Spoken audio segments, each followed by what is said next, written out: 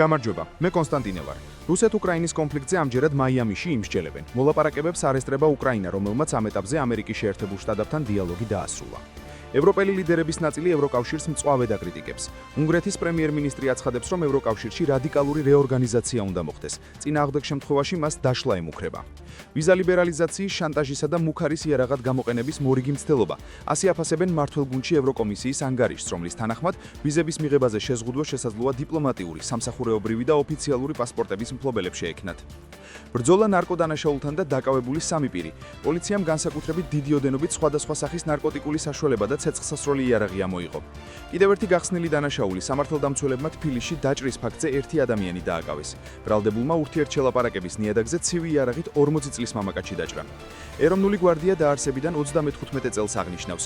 გვარდიის პირად შემადგენლობასა და ვეტერან გვარდიელებს პროფესიული დღე თავდაცვის მინისტრმა ირაკლი ჩიქოვანმა მიულოცა. ბათუმის ბულვარი საახალწლოდ განათდა. 25 დეკემბრიდან 7 იანვრამდე ქალაქში საახალწლო ღონისძიებები გაიმართება. ამ დროისთვის სულ ეს იყო. შეხვედრამდე.